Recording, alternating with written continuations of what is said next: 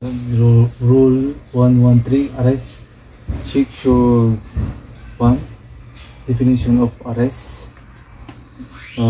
Definition of arrest. Arrest is the taking of a person to custody in order that he may be bound answer for the commission of an offense.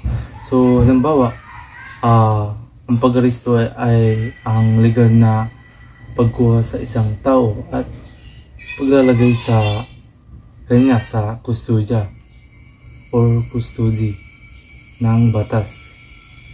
Ginagawa ito upang matiyak na mananagot siya sa isang krimen na ibinibintang sa kanya. Halimbawa, hinuli ng pulis si Pedro gamit ang isang warrant of arrest para sa kasong estapa. Dinala siya sa istasyon para harapin ang accusation laban sa kanya. So next naman ay section 2, arrest of how made. Paano ang paggawa ng pag-arrest. An arrest is made by an actual restraint of a person to be arrested or by his submission to the custody of person making the arrest. So halimbawa, hinaukan ni PO1 Santos sa braso si Juan at sinabing arestado ka, o kaya si Juan mismo ang magtatas ng kamay at lumapit sa pulis para sumuko. Next naman ay section 3, duty of arresting officer. Duty of arresting officer, it shall be the duty of the officer executing the warrant to arrest the accused and to deliver him to the nearest police station or jail without unnecessary delay. So, yun. Kapag may warrant, tungkulin ng opisyal na umaresto sa akusado at dalhin siya agad sa pinakamalapit na stasyon ng pulis o kulungan ng walang anumang pagkaantala. Halimbawa, natapos arestuhan si Maria sa bisa ng warrant, agad siyang dinala ni PO1 Reyes sa police present para iproseso ang kanyang pagkakakulong at hindi na siya dinala pa sa ibang lugar. So section 4, execution of warrant. Execution of warrant. The head of the office to whom the warrant of arrest was delivered for execution shall cause the warrant to be executed within 10 days from the its receipt. Ito naman ay pagpapatupad ng warrant ay may bisa sa loob ng 10 araw mula sa matanggap ito ng opisyal na magpapatupad nito. Pagkatapos ng 10 araw, kailangan niyang i-report sa judge kung naaresto ba o hindi ang akusado. Halimbawa, ibinigay na hepe ang warrant kay PO1 Cruz noong Lunes. Kailangan niyang subukan ng arestuhin ang akusado sa loob ng 10 araw at magbigay ng ulat sa korte na huli man niya ito o hindi. Next naman ay arrest. Section 5, arrest without warrant. So, ano nga ba yun?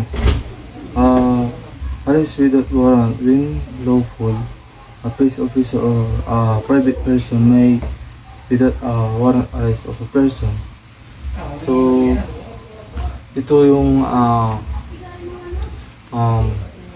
maaring umaresto ng walang warrant kung nahuli sa akto, di ba? So ibig sabihin in flagrante delicto. Nakita mismo na gumagawa ng krimen. Halimbawa, nakita ng pulis si Ben na nagnanakaw ng motorsiklo, agad siyang inaresto.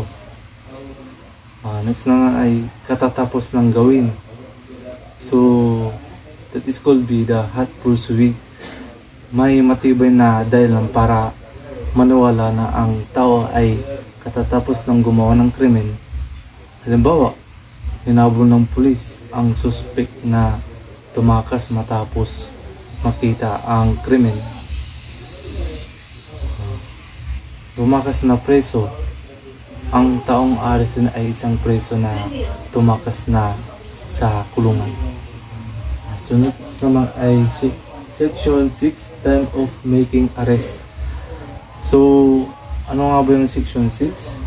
Ay time of making arrest. An arrest may be made on one day and at any time of the day or night. So ang pag-aresto ay maaaring gawin sa anumang araw at sa anumang oras, maging araw man o gabi. Kasi time of making of arrest. So halimbawa, kahit alas 2 ng madaling araw ng linggo, maaaring pumasok ang mga pulis sa bahay ng akusado gamit ang warrant para siya ay arestuhin.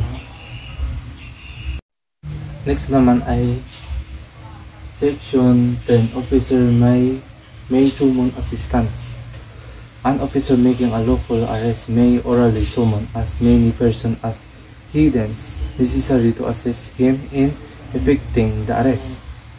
So, ibig sabihin dito, ang opisyal na legal na ng aresto ay maaring humingi ng tulong sa sinumang may kakayahang tumulong para maisakatuparan ang pag-aresto. Halimbawa, humingi ng tulong ang pulis sa dalawang barangay tanod upang mas madaling madala sa presinto ang isang malaking akusado. Next naman ay Section 11, right of officer to break into building. An officer, in order to make an arrest either by virtue of a warrant or without warrant as provided in Section 5, may break into any building or enclosure where the person to be arrested is or reasonable believed to be. So sabi naman dito, maaring pumasok ang opisyal sa anumang gusali or building upang arestuhin ang tao kung may warrant o kung warrantless arrest. Ito sa Section 5.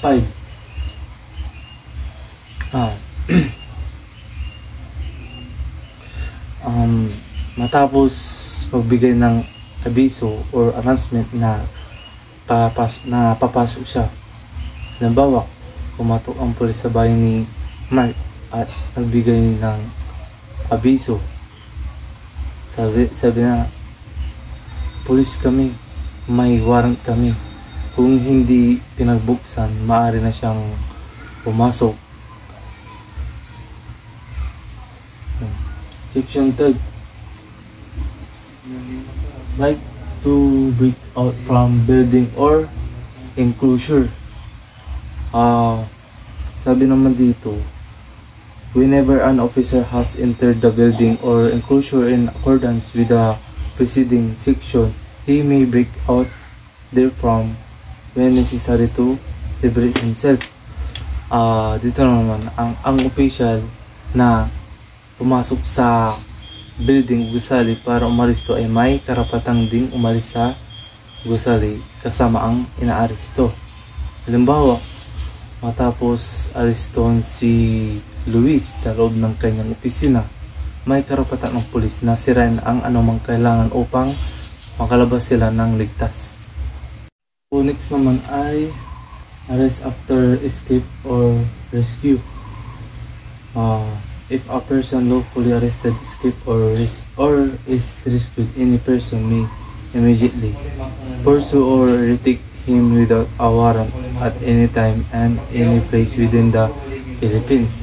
So dito naman ay ang sinumang legal na aresto at tumakas o nagtangkang tumakas ay maaaring arestuhin mula sa anumang oras at lugar sa Pilipinas nang walang bagong warrant kasi tumakas siya diba? Hanggat di pa niya tapos yung taon na pagkabilanggo sa record, nandun pa rin, hindi mababago yung warrant. Halimbawa, tumakas si Ramon habang dinadala sa detention seal. Hinanap siya at inaresto muli ng pulis kinabukasan sa Maynila. Next naman ay Section 14, right of attorney or relative to basic person arrested. Ibig sabihin dito, any member of the Philippine Bar shall at the request of the person arrested or of another acting in his behalf have the right to visit. Dito naman ay ang bawat taong naaresto o nakakakulong ay may karapatang makipag-usap sa kanyang abogado o sa kamag-anak na taong mapagkatiwalaan sa loob ng police station o kulungan nang hindi nagpapatala. May karapatan din siyang mabisita ng kanyang pamilya or doktor. Halimbawa, pagka-aresto kay Gino, agad siyang humingi ng abogado at pinayagang tawagan ang kanyang asawa bago pa man kunan ng pahayag.